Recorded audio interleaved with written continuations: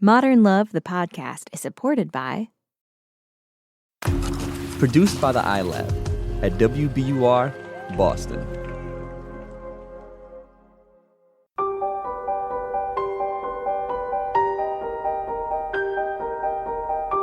From the New York Times and WBUR Boston, this is Modern Love. Stories of love, loss, and redemption. I'm your host, Meghna Chakrabarty.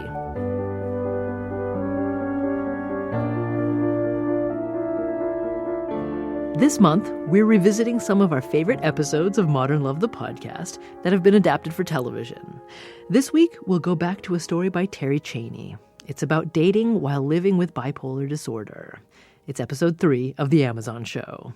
Actor Rebecca Hall read Terry's essay for the podcast back in 2016. You may know Rebecca as Vicky in Vicky Cristina Barcelona. She also stars in the upcoming thriller The Night House. As a bipolar woman, I have lived much of my life in a constant state of becoming someone else. The precise term for my disorder is ultra-radian rapid cycler, which means that without medication, I am at the mercy of my own spectacular mood swings. Up for days, charming, talkative, effusive, funny, and productive, but never sleeping and ultimately hard to be around. Then down, and essentially immobile for weeks at a time. This darkness started for me in high school, when I simply couldn't get out of bed one morning. No problem, except I stayed there for 21 days. As this pattern continued, my parents, friends, and teachers grew concerned. But they just thought that I was eccentric. After all, I remained a stellar student, never misbehaved, and graduated as class valedictorian. Vassar was the same, where I thrived academically despite my mental illness. I then sailed through law school and quickly found career success as an entertainment lawyer in Los Angeles, where I represented celebrities and major motion picture studios. All the while I searched for help through an endless parade of doctors, therapists, drugs, and harrowing treatments like electroshock, to no avail. Other than doctors, nobody knew. At work, where my skills and productivity were all that mattered, I could hide my secret with relative ease. I kept friends and family unaware with elaborate excuses, only showing up when I was sure to impress. But my personal life was another story. In love, there's no hiding. You have to let someone know who you are. But I didn't have a clue who I was from one moment to the next. When dating me, you might go to bed with Madame Bovary and wake up with Hester Prynne. Worst of all, my manic, charming self was constantly putting me into situations that my down self couldn't handle. For example, one morning I met a man in the supermarket produce aisle. I hadn't slept for 3 days, but you wouldn't have known it to look at me. My eyes glowed green, my strawberry blonde hair put the strawberries to shame, and I literally sparkled. I'd worn a gold sequined shirt to the supermarket. Manic taste is always bad. I was hungry, but not for produce. I was hungry for him, in his well-worn jeans, Yankees cap slightly askew. I pulled my cart alongside his and started lasciviously squeezing a peach. I like them nice and firm. Don't you? He nodded. And no bruises. That's all I needed. An opening and I was off. I told him my name, asked him his likes and dislikes in fruit, sports, presidential candidates, and women. I talked so quickly I barely had time to hear his answers. I didn't buy any peaches, but I left with a dinner date on Saturday, 2 nights away, leaving plenty of time to rest, shave my legs, and pick out the perfect outfit. But by the time I got home, the darkness had already descended. I didn't feel like ploughing through my closet or unpacking the groceries. I just left them on the counter to rot, or not rot. What did it matter? I didn't even change my sequined shirt. I tumbled into bed as I was and stayed there. My body felt as if I'd been dipped in slow-drying concrete. It was all I could do to draw a breath in and push it back out, over and over. I would have cried from the sheer monotony of it, but tears were too much effort.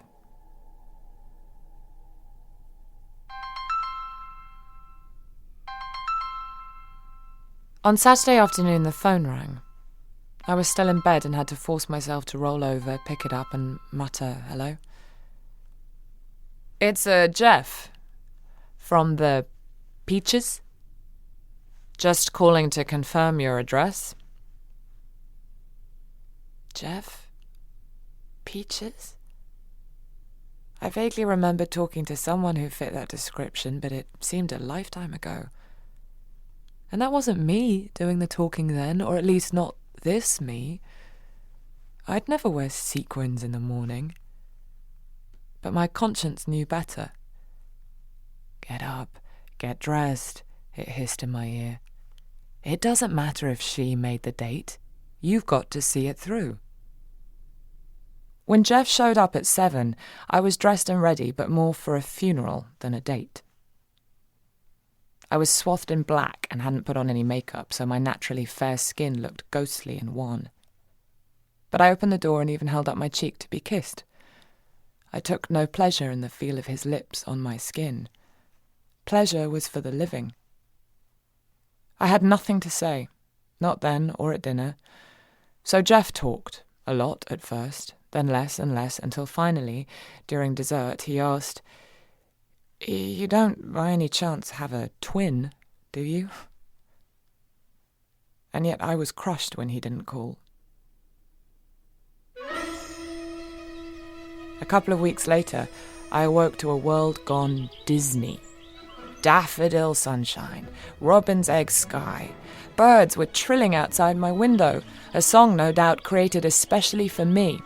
I couldn't stand it a minute longer. I flung back the covers and danced in my nightie. My grey flannel prison-issue nightie. I caught one glimpse of it in the mirror, shuddered and flung it off too. I rifled through my closet for something decent to wear. But everything I put my hands on was wrong. For starters, it was all black. I hated black, even more than I hated grey. Redheads should be true to their colours, whatever the cost.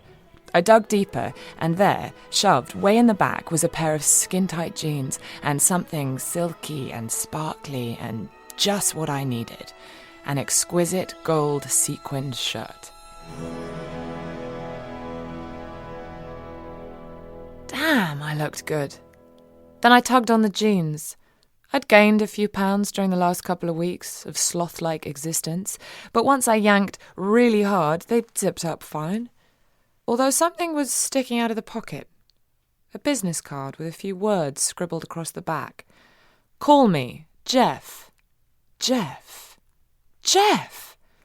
I kicked the nightie out of my way and grabbed the bedside phone. Was 6:30 a.m. too early to call? No, not for good old Jeff. It rang. And rang. I was about to give up when a thick, sleepy voice said, "Hello?" "It's me! Why haven't you called?" It took a while to establish who me was, but eventually he remembered. You sound different," he said. "Or no, maybe you sound more like yourself. I'm not sure, it's so early." Soon I had him laughing so hard he got the hiccups and had to get off the phone. But before he did, he asked me out for Friday, 3 nights away. "No," I insisted, "it had to be tonight. Or even this afternoon." I didn't want to lose another chance to get to know him. I knew that Cinderella had only so much time left at the ball. We compromised on dinner that evening at 8. I spent the afternoon ridding my house of all evidence of depression. I soaped and scoured and dusted and vacuumed, using every attachment, even the ones that frightened me. Then I ran out and bought a dozen Casablanca lilies to hide the smell of ammonia and bleach. When the house looked perfect, I turned on myself with the same fury. I buffed and polished and creamed and plucked and did everything in my power to recreate Rita Hayworth's smoky allure in Gilda. As I was shadowing my eyes, I remembered her poignant line about the movie. Every man I've known has fallen in love with Gilda and wakened with me. It gnawed at me, to the point that my hand started trembling, and I couldn't finish applying my mascara. Suddenly I didn't look radiant. There were lines around my mouth and a hollowness to my eyes that aged me 10 years. My skin, despite the carefully applied foundation and blush, was so deathly pale, I recoiled from my reflection. I sat on the toilet and started to cry. I had met the enemy enough times to know it by sight. "Not now," I prayed. "Please, not now." Globs of mascara ran down my cheeks, and I wiped them away, heedless of the streaks they left. It was 7:57. I had 3 minutes to wrestle my brain chemistry into submission. Oh, sure, I knew there was another option. I could tell Jeff what was going on. But this was a man who didn't even like his peaches bruised. What would he think of a damaged psyche? Maybe he would understand. Maybe I would find the courage. Maybe they would invent a cure. Maybe, but not tonight.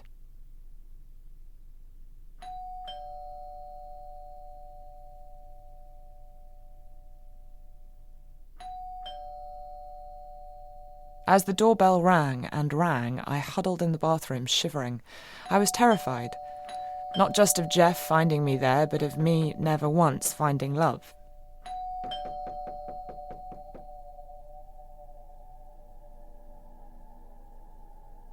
When it was finally quiet, I rinsed off the rest of my mascara and tossed my cocktail dress into the hamper. Then I buttoned up my grey flannel nightie and settled in for the long night to come. I never heard from Jeff again. That was 5 years ago. 5 long years of ups and downs, of searching for just the right doctor and just the right dose. I've finally accepted that there is no cure for the chemical imbalance in my brain, any more than there is a cure for love. But there's a little yellow pill I'm very fond of, and a pale blue one, and some pretty pink capsules, and a handful of other colours that have turned my life around. Under their influence, I'm a different person yet again. Neither Madame Bovary nor Hester Prynne, but someone in between. I have moods, but they don't send me spinning into an alternate persona. Stability, ironically, is so exciting, I have decided to venture into dating again. I have succumbed to pressure from friends and signed up for 3 months of a computer dating service. Who are you? The questionnaire asks at the start. I want to be honest, but I don't know how to answer. Who am I now, or who was I then?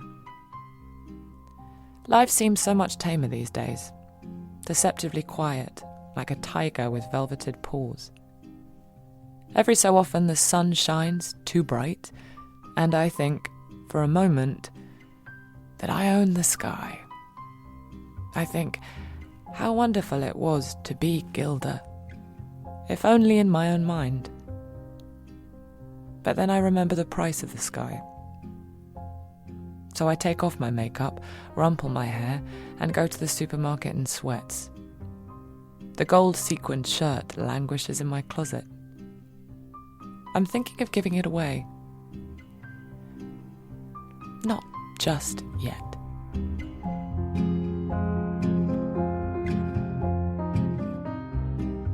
Rebecca Hall, reading Terry Chaney's essay, Take Me As I Am, Whoever I Am. More from Terry after the break.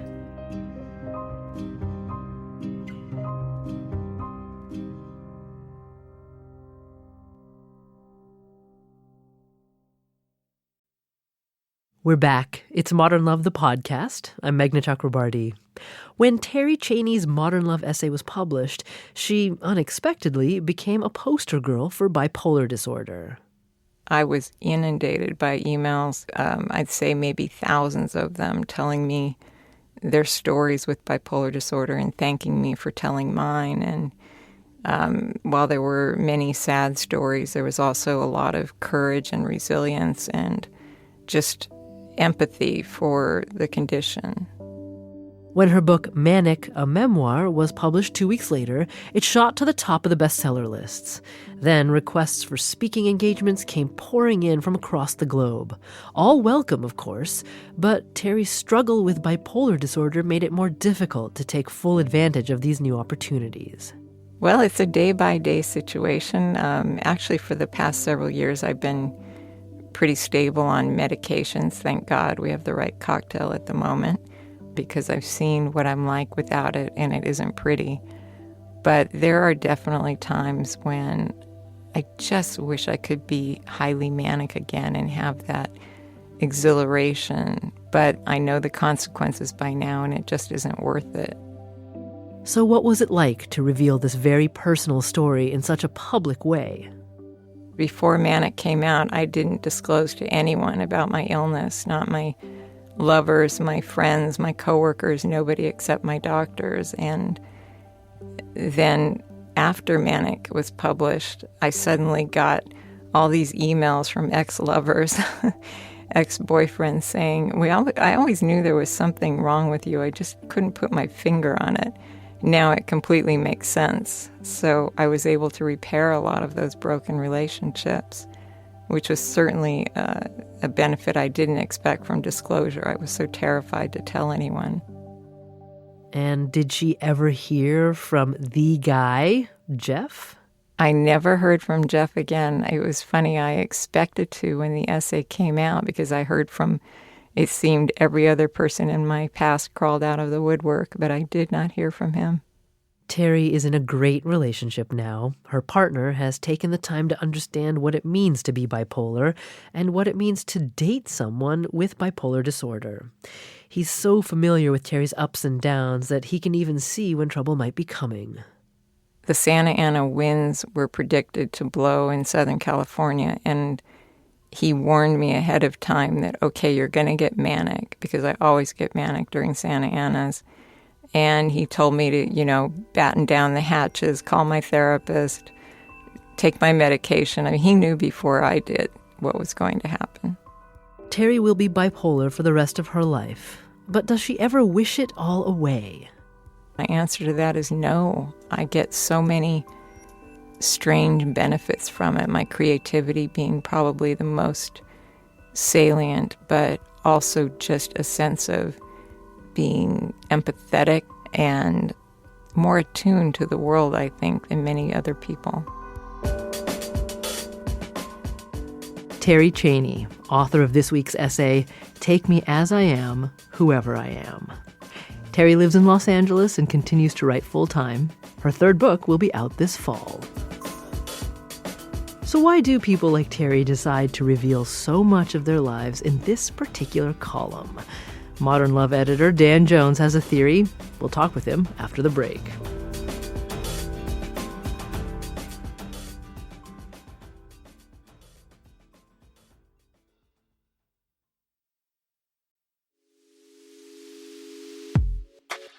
If you've listened to past Modern Love episodes or read the column in the Sunday New York Times, you know the stories can be intense.